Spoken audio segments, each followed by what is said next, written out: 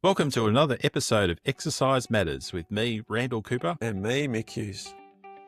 Support for today's episode comes from Premax Performance Skincare. If you're active, you focus on strength, endurance and recovery. But what about your skin? Sweat, friction and the elements take a toll. That's where Premax comes in. High-performance skincare made for high-performance people. From recovery creams to anti-chafe balms, massage creams to exercise-specific barrier creams, we help your skin go the distance. Keep your skin as fit as your body with Premax. Available now at premax.co. And support for today's episode also comes from Learn.Physio. Health professionals, are you staying ahead of the game? Learn.Physio brings you cutting-edge education from world-class experts in sports and musculoskeletal medicine. Online courses, hands-on practicals and expert resources, all backed by the latest evidence and designed to fit into your busy schedule. To be your best, learn from the best. Get started today at Learn.Physio. Good morning, mate. Morning, mate. Episode 15. So we're clocking on here, and you know, I'm pleased that we've got to this point. At very least, we haven't been cancelled, which I think is great. Haven't been cancelled, and we must be coming close to a bye round. They, even AFL footy players don't play more than 20 rounds in a row before they start needing a week off. We're doing well, punching them out and getting some good feedback, I assume, and 5-star ratings on Spotify and whatnot. Yeah, and we have been talking about kind of closing in on season 1 in inverted commas and just starting to discuss the slight tweaks to the way that we'll do it in the future. We're not going anywhere. Yep. It's still going to be the same. No. But I suppose if anyone's got any comments of things, how they'd like us to do it a little bit different or suggested topics or even guests that we might get on, please shoot them through and we'd love to hear from you. Yep, absolutely. Yep. Where are you going to go in the off-season, mate? You going to go and put your feet up over in Bali or something like that? No, I'll probably try and get some work done. Spend a lot of time reviewing all the papers. No, this is fun. This is the good stuff. Like reviewing papers and working out what works and what doesn't. I've got to get back in front of spreadsheets and all that stuff. Yeah. But, boring. No. Yeah, I am off to America soon, so I'm looking forward just to. Yeah, I'm going to the National Athletic Trainers Association convention. In Very Florida. Good. So Florida. If anyone's Orlando. So if anyone is listening to this, I'm just trying to think whether it'll be published by then. Yes, it will. And you see me around, please come and say g'day. I'd love to hear from you. Pop into Disneyland too while you're there. Where Orlando is actually the theme park capital of the whole world. And it's horrendously expensive. So we're only going to go to one. We're going to do 2 days at Universal Studios, but being a bit of a nerd, we're also going to go out to NASA as well. I've kind of commandeered my daughter and my wife into doing that one. So enjoy it. Well deserved trip. Yeah, no, it's good. Now we're going to talk about stretching today, and it's a topic that has been in sport for millennia, really, or decades, I should say. It is something that people talk about all the time. And I don't know about you, Mick, but as a physio, if I had $1 for every time someone came in with some kind of injury, particularly a muscle injury, and said, I just didn't stretch before, or I didn't warm up and stretch well enough before I did it.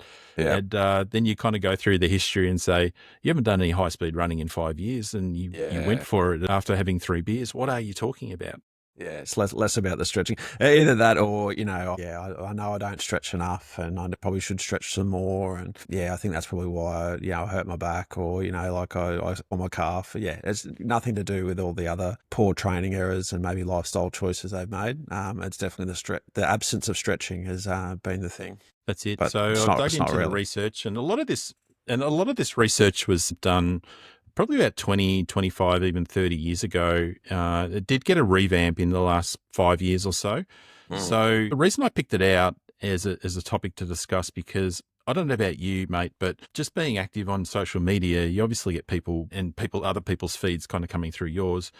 And I've been very interested to see this craze on mobility, that mobility is like the magic panacea for everything. And there's all these weird and wonderful stretches and how it improves your health and your lifestyle and also decreases injuries and stuff. And it's like, Yeah. let's get some evidence around this and have a conversation about the topic that is based on evidence and not just some influencer trying to get views. Yeah, agree. And behind probably, the facade of the mobilities, there's often maybe a 3-course module that they'll be selling as well on how they can improve your mobility, or at least some kind of workshop booklet or something like that. But yeah, I agree. I think taking a deep dive, because my feed is full of mobility videos, foam rolling, especially myofascial releases, lots of different complicated techniques and formulas. But yeah, I still haven't quite found strong evidence to support a whole lot of it, to be honest. But yeah, let's take a deep dive. Yeah, and I think you did this nicely last time, Mick. I mean, people might switch off, but you kind of gave away the punchline before you got dug into the research. I might do the same today, but multiple studies have shown that like static stretching for long periods prior to athletic activity can actually make you weaker, and there's not a lot of evidence to show that it prevents injuries at all. So that's stretching's probably not as important as what we thought it once was. Yep. Yeah, and I think that's often the reassuring thing, because people do sort of start coming in a bit stressed, saying, I've got a torn calf, torn hammy, and that's often the thing that you could easily just sort of, temper their fears with. There's probably not a lot of evidence to say that you needed to. Anyway, that's today's episode. Let's grab a coffee. Yeah, Thanks very much. No, we should talk a little bit more about that. All right. So I want to talk about in the studies, and there's a bunch of systematic meta-analysis reviews that have been done. So I'm going to talk through a few of those as we go through. But just to start off, I want to talk about the definition of some types of stretching, because these types of stretching are discussed in the literature. The first is static stretching. Most people will be familiar with static stretching. It's where you're lengthening a muscle until a stretch sensation is felt or discomfort is felt, and then holding that position for some length of time. So the classic is just you put your leg up on a bench and stretch your hamstrings by leaning forwards and just holding it there for like 20 seconds, 30 seconds, even up to a minute or more. So that's definition one. Dynamic stretching is more so when you're moving. So it's performance of a controlled movement. And examples of this are like for the lower body are like leg swings, walking lunges, butt kicks, that kind of thing. For the upper body, arm swings, like if you think about the swimmers behind the blocks when they're about to kind of race in the Olympics, for instance. Torso rotations, you see a lot of athletes doing that as well. And typically these dynamic stretches are done in a sport-specific way. We're Australian here, so like when you see the AFL players warming up before the game, a lot of them are doing kicking motions. Clearly, like with like baseballers and people who are doing upper limb sports like tennis, they're going through dry serves and that kind of thing. So that's an example, or some examples of some dynamic stretching. And the last one, which I'm sure most people have heard of those, but the one probably most people haven't, is what's called PNF.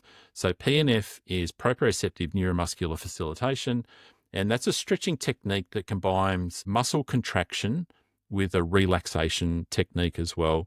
There's a few different ways that PNF can be done, but the most common it's done in sport anyway is just thinking about like a hamstring stretch, for instance, is you're laying down on your back. Someone else, like a therapist, will then take you up into a hamstring stretch position.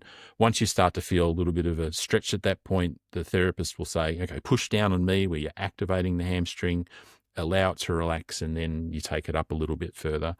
The neurological physios will do it a little bit different, where they'll kind of do the agonist and try and completely relax the opposite muscle group. But we won't go into that today. So they're the three definitions, three types of stretching, I should say, that have been discussed in the research. So the first paper I want to go into is a big study. Like when you look at Google Scholar on this one, this has got over 1,000 citations. So this has been pushed everywhere. And it was a review done by Bem and colleagues, and a study that really looked at stretching before activity. It was a review, it was a meta-analysis, it included hundreds of studies. So it was really a big deal. And the first thing that is the highlight out of this study was that static stretching and PNF actually led to small performance decreases. especially with stretches that were longer than 60 seconds. So most people would think you stretch for a long time to get ready for sport, but the opposite is true. When you hold a stretch for a long time, it is blunting muscle strength and power to a lesser extent. And they've found that the studies have found, I should say, that this has been shown in decreased jump height and decreased sprint speed when people have been stretching for long periods of time. The difference is dynamic stretching, though, improved performance slightly, only 1.3% compared to just doing a close kind of warm-up activity as well. So in general, long stretches before activity are detrimental to your athletic performance, which is interesting. What do you think, Mick? I think it's fascinating, and I think it's to put some numbers behind it. I think we'll just strengthen these conversations that we have, and it's not to throw the baby out with the bathwater. Like the way I kind of, you know, have these conversations with athletes, everyday people that come in that talk about stretching and try to find benefits in what they're doing. It's, should I stretch or can I stretch or when should I stretch? It's like, well, I talk about this because this information's been around for a while. The more static, long, slow stuff, not probably worth your bang for buck before, but by all means, if you want to go for it after training, if you want to have something to recover and cool down, that's one option. There's many, many different ways you can skin a cat. So if you like stretching, then stretch. But I think this whole premise that you need to stretch before an activity, especially those long, slow, static ones, then we can clearly see the downside to it.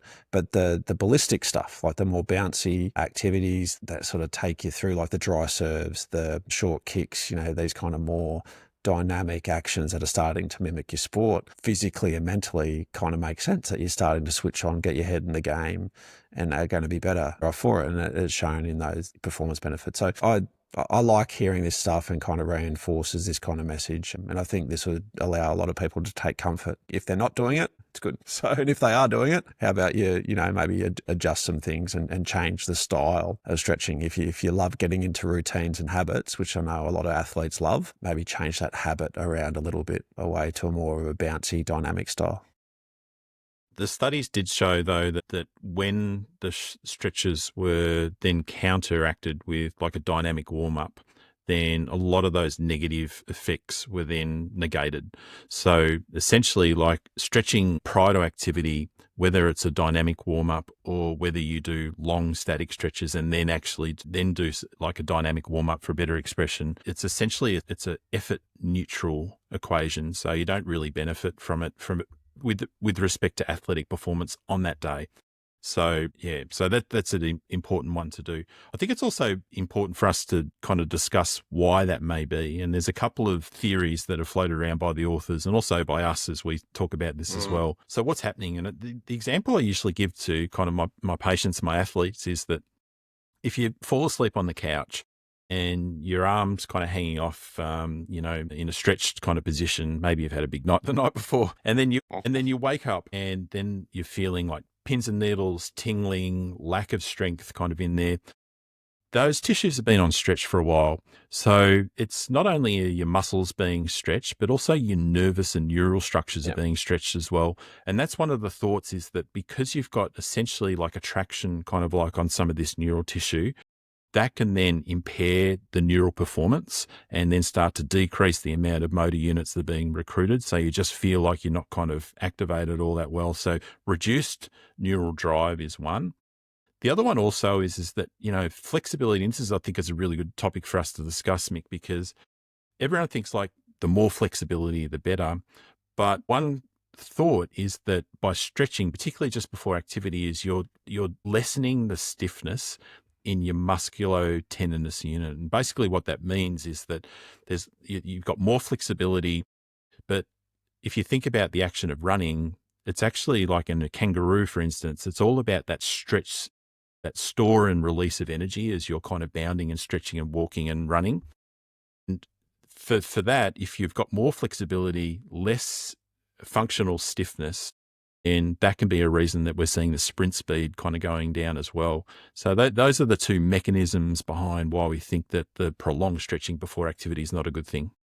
Yep. Yeah, and I think some of that terminology can be quite confusing because certainly when we talk about tendons now, the buzzword around tendons and the more common sort of vernacular is about tendon stiffness. And being stiff in your tendons is actually a quite, it's what people want and need for, high levels of athletic performance, because a stiff tendon can allow you to spring better and allows for better running mechanics and more athletic ability. Whereas a tendon that's less stiff and a little bit more, I guess, kind of floppy, so to speak. It doesn't store energy as well as what, one of those stiff tendons will do.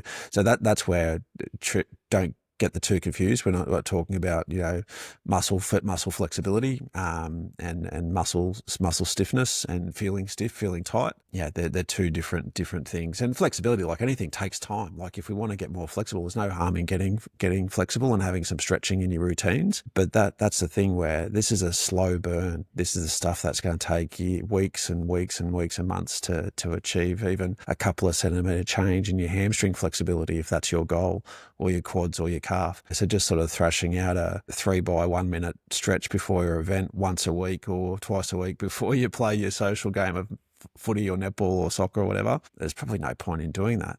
Like if you're going to do it for a long time, right? Yeah, we will talk about the research. I don't like the term. They call it chronic stretching, and I just think that sounds medical. But regular stretching, I think, is a different equation, and we will talk about that as we go on. But you do Yep. make a good point about, just before and how that can change the tone of the muscle and that musculotendinous unit. And I see it all the time in amateur athletes who go to an event and they get a bit nervous. Let's say it's, like a run or a swim or something. They get a bit nervous before it. So they don't usually do a lot of stretching, but because they're nervous and they want to do the right thing, they spend 10 minutes or 15 minutes stretching and they go, I just performed like crap. Like, I don't know what I did. Was it nerves or whatever? And then when you dig into what they did prior, you say, maybe that had an effect particularly if your body's not used to it. And the same Yep. goes for massage, because massage can really relax that musculotendinous unit as well. And again, you go to these events and massage is put on and it's like, oh, great, I've paid my $60 to do this fun run, so I'm going to get a massage before I go out. And then they just feel like a Yep. floppy toy kind of Yep. get Yep. around. It takes them 20 minutes to kind of actually stiffen up again and perform well. So yeah, Yep. flexibility on its own is not always just a great thing. Yep. So that study was that meta-analysis was published back in 2016. So a lot of those papers were kind of pre 2014. So there's a couple of Austrian researchers that then backed this up last year, and they did another systematic review and meta-analysis. And this was published in the Journal of Sports and Health Science. So for those who want to look up the study, I think this is a free access one. It's by Warneke and Lohman. And they wanted to basically just update the research with the past decade to see whether stretch-induced force deficits were still kind of the research from a few years ago was still accurate. 83 studies in this one. And essentially what they found is they confirmed the previous findings, but with some additional points. And this is where I want to kind of get into that regular stretching stuff, is that they found they had a part of the study was they did a smaller meta-analysis on 12 studies on the effect of regular stretching on vertical jump performance. And what they found was that long-term stretching can enhance explosive power to a limited degree. The findings were modest, but they were still there. And to me, this makes sense, doesn't it? Like don't stretch all those tissues just before you're about to go and perform. Yeah. But good range of motion and an appropriate level of flexibility for your sport, if you work on it at the right times, is a good thing. But you have to do it at the right times, not before you just go out and do your activity. Exactly right. You think about I think just, hamstring stretching and having some low back flexibility and some hamstring flexibility. If you are an AFL player or a rugby league player or any kind of sport where you've got to flex down regularly to pick a ball up off the ground, it could be netball, could be any other sport. There's going to be moments where you actually got to bend down low to catch a ball. If your mobility or if you're flexible, I don't like using mobility, but flexibility, if you bend forward and you just don't have that length and that range in your lumbar spine and your hamstrings and your calf and that posterior chain, then it kind of makes sense to work on that, because there's going to be inevitably times there that your performance is going to suffer because you don't get to the ball on time, or if it's taking you a longer time to pick the ball up and move on to the next thing. So, if your length and range of movement is affecting your performance and what you output, sure, makes sense. But just as you said, it's the time, the weeks and months before that is going to see those fruits of your labour. But yeah, not those 5 minutes before a game. Another important finding from this study was there were no significant effects on sprint performance or change of direction speed. So if you stretch even regularly, it doesn't really help with your sprints or how fast you can move. And it kind of makes sense in some ways as well, because they don't seem to be kind of influenced by your range of motion per se. I think it'd be different, in distance runners and that kind of thing. And you think about, like, again, watching the Olympics and those guys who do the 100s and 200s, they don't strike you as the most flexible creatures, are they? No. They are wound up like tightly strung drums, and Yeah. you just pop the gun and off they go. That's it. I'm working with a elite 400 meter hurdler at the moment with a series of soft tissue injuries, and his hamstring flexibility is just amazing. He's off the charts good. And I just reflect on that thinking, yeah, he's probably one of the more flexible people I've been working, but he's built really, really strongly as well. So he's got that nice balance between being strong and long. But yeah, your 100 meter sprinters, yeah. And yeah, your rugby league, rugby union, fast over 20 to 40 meter footy players. They're certainly not the more flexible side of things. No. One last point from this study was that the population type, so whether you were a recreational athlete versus an elite athlete, made a difference. The recreational athletes, they found that if you stretch for 8 weeks or more as a regular stretching program, you'll see some of those improvements. Not a lot of data and not a lot of support for stretching in elite athletes, which is I thought was really interesting. Maybe the elite athletes are already kind of flexible enough, and when they pop them into these studies, they're not seeing a big difference in their flexibility. So that's something to consider. You're probably going to get more out of stretching the less serious athlete you are, which is a good thing. Makes sense. It makes sense. Yeah. So they're the couple of studies that are looking at the relationship between stretching and sports performance. A couple of things I want to talk about, though, just before we move on to injury prevention. The first is that I do think that there needs to be a discussion around sport-specific range of motion and the need for those sport-specific range of motions to be upheld. So, like, you think about a sport like gymnastics, for instance. Like, if you're a gymnast, you need to be flexible to get into those positions. You don't say, no, stretching's no good, I'm not going to stretch. You will not be a great gymnast. The same goes for swimmers. To get that really good catch position, you need terrific internal shoulder rotation. You need great thoracic flexibility. You actually need good hip extension as well. And if you think about a baseball or a softballer, the way that they need to throw, or a javelin, all those people need appropriate amounts of flexibility. So please, people, take this on board, that these are generic studies that are looking across the board, and particularly on things just that revolve around running, basically, and very standardized tests. But there is specificity in sport, and you need to make sure that you're flexible in the right areas for your sport. Yep. So that's number one. Number two is, I think that care needs to be taken with those people who are hypermobile. So those are the people who are really loose jointed, have got amazing flexibility. You think about, those girls that you went to primary school with, who could just easily do the splits and all sorts of kind of contortionist positions. They're naturally like that. And the thought is that those people do not need to stretch more unless they want to be a circus acrobat, for instance. I think that if you feel like you're on the more mobile and the more stretchy side of things, then you might want to actually get some advice on whether actually stretching is going to be good for you or detrimental. Yep. Agree. Yeah, my daughter does gymnastics reasonably. She's not elite, but she's in a kind of, very high demand training group. She's doing 12 hours. She's only 10 years old. She's doing 12 hours of training per week. There's some girls that are doing double that who are only a few years older. But knowing how mobile and how flexible she is, and some of the girls, watching them train, and some of the drills they're doing, flexibility is not anything they certainly need. But I also, too, with my physio hat on and my injury prevention hat on, I can see they all need a whole lot of strength to sort of help their bodies, and that's having in those discussions. And credit to their team and their coaches, they do a lot of strength built into their gym sessions twice a week, so they are sort of getting that balance between the physical conditioning required and the sport specific training required to be a great gymnast. But they also they put in the work and do strength related training to complement. 100%. There definitely needs to be that good conversation with someone that's already hyper mobile, or that you may not know that.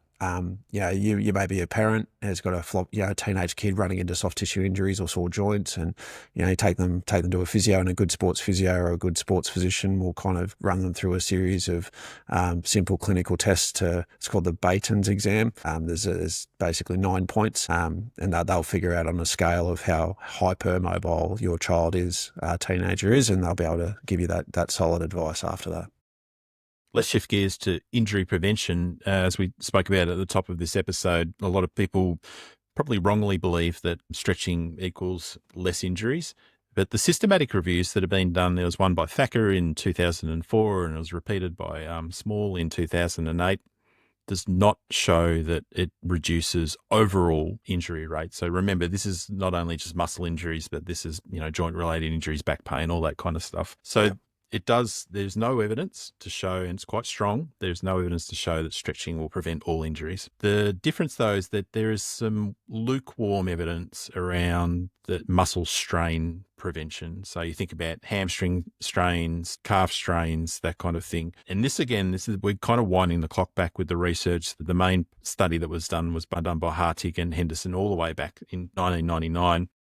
And they had a look at Army recruits, and they found that people the Army recruits that did stretch their hamstrings had less hamstring injuries. But this hasn't been repeated in a lot of other studies. I know that there's a little bit done in English football as well. And hamstrings tends to be the only one that has been looked at and got any somewhat evidence around it. But so as a general rule, if you think that, you're going to stretch to prevent muscle injuries as well, that's probably not a true statement. But my take is that you also need to have a little bit of nuance here and also understand who might be high risk. And if you've got a past history of a muscle strain, particularly like a hamstring strain, and you are quite tight, for a better word, then in that situation, stretching that muscle out, I think is going to help, but it's not going to be the magic pill either. Would you agree with that, Mick?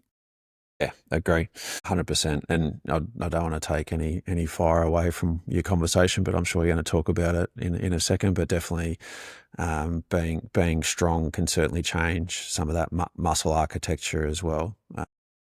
So that's kind of like where I sit with that. But I agree. Being tight, sure, go for it. But if that's the only thing you're doing, then we'll probably end up at the same spot time and time again. And that's a nice little segue into the next point, and that is that there is plenty you can do to prevent injuries. And I think we should ask people if they're keen on listening to this. I think it was one of our first episodes, wasn't it, mate? It was either episode 2 or 3 or something like that. It was injury prevention programs and strength. Yep. And strengthening programs can reduce injuries by 50%. Just like as a blanket statement. It's pretty impressive. It is really powerful. So if you're looking to prevent injuries, you can't go wrong getting strong. That's the cliche in our game. If you're thinking of kind of stretching to prevent injuries, you can, but it needs to be done in tandem with a lot more importance and emphasis placed on strengthening. So I think that's definitely something to kind of consider. Yeah, and it even leans on your conversation about eccentric training, the podcast you did on eccentric strengthening. We know at a cellular level, when we break down a muscle and we're inducing these really high eccentric training loads, we actually are those little individual things that make up a muscle. They're called sarcomeres, and those sarcomeres get longer as we put an eccentric stimulus on our muscles. So we get long and strong muscles. So we're getting the bang for buck. And this is the conversation I come back to all the time with my patients. If you've got time to choose between strengthening or stretching, we're going to go for strengthening every day of the week. And if we can do 2 strengthening sessions per week and we can put a bias towards your eccentric part of the exercise, then we're going to develop these long and flexible yet strong muscles to help you perform. So in a bang for buck conversation, strength wins, hands down. Hands down. Yep, couldn't agree more. All right. Well, we're kind of getting close to the end of this one. So I just wanted to wrap it up with basically the 3 points that I'd like people to take away. The first is prior to sports or exercise, do a dynamic warm-up and try and avoid as much as you can doing any prolonged stretches. If you are doing prolonged stretches, keep them under 30 seconds and make sure then you kind of re-warm up and redo a dynamic warm-up afterwards. That's fine. If you want to prevent injuries, spend your time getting strong. Don't worry about stretching as much. But specificity in sports flexibility still makes a difference. So if you are a swimmer, work on your shoulder range. If you're a hurdler, work on your hip and your hamstring range. Like, do not forget that. But as a general blanket rule, stretching is something that you should do, but don't place maybe as much as importance on it as everyone would have you believe on Instagram. Great take-home message, mate. Great way to round out the another great topic. Done and dusted, in the bin. Maybe that little excerpt will pop up on our social feeds and get a lot of hate from it, but I don't mind. Rage bait seems to be the thing at the moment. So maybe we just need to be a bit more controversial to get some more views. No, not that we're struggling for views, mate. It sounds like we've got the right audience that people are taking everything we say and the evidence we share with gratitude, I think. That's it. I think that we'll just keep pushing the evidence, mate, and not try and be too controversial. If the evidence is controversial, great, but let's just tell the truth here. Yeah, being controversial keeps me up at night, mate, and I just need to sleep. So, let's just keep it the way we're going. All right, well, that's a wrap for this exercise, this episode of Exercise Matters. If you enjoyed the chat, please be sure to subscribe, leave us a review, and share it with your mates. It really helps us. A quick disclaimer, this podcast is for educational purposes only and is not medical or individual advice. Always seek guidance from a qualified health professional for your specific needs. Big thanks to our sponsors, Premax, high-performance skincare for high-performance people, and Learn.physio, world-class education for health professionals. Catch you next time. See you next week.